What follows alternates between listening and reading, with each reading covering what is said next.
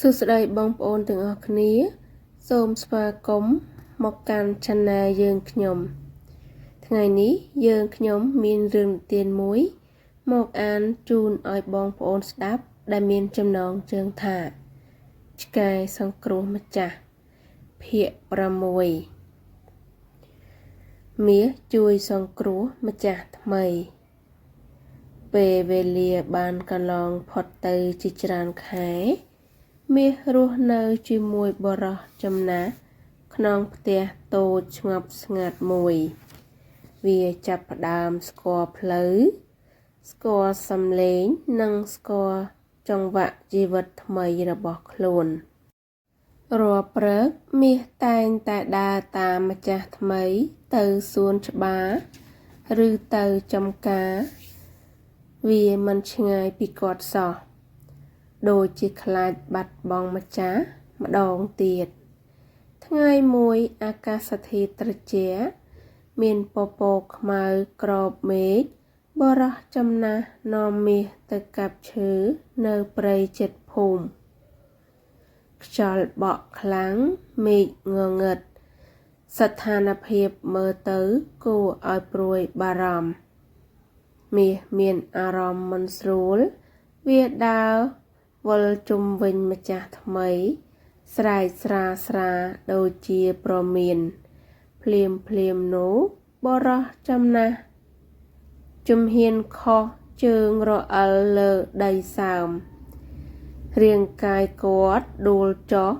ឈើធំមួយរមៀលធ្លាក់គាំងជើងគាត់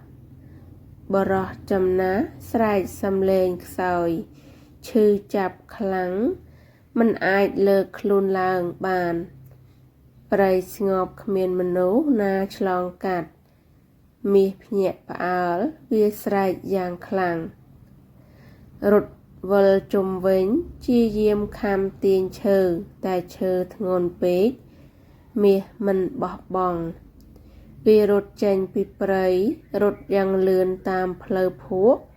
រហូតដល់ភូមិវាស្រែកបន្តដូចជាកំពុងសុំជំនួយអ្នកភូមិបានឮសំឡេងឆ្កែឃើញមាសរត់ទៅវិញទៅមកពួកគេមានអារម្មណ៍ថាមានអ្វីមិនធម្មតាហើយដើរតាមវាចូលព្រៃនៅទីនោះពួកគេឃើញបុរសចំណាស់គាំងក្រោមដើមឈើធំរាងកាយស្លេកស្លាំងអ្នកភូមិជួយលើកឈើហើយយកគាត់ចេញពីព្រៃភ្លាមបុរសចំណាស់ត្រូវបានសង្គ្រោះទាន់ពេល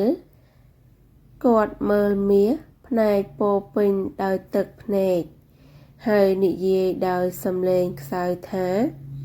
បើគ្មានអ្នកខ្ញុំមិនដឹងថានឹងកើតអ្វីឡើងទេ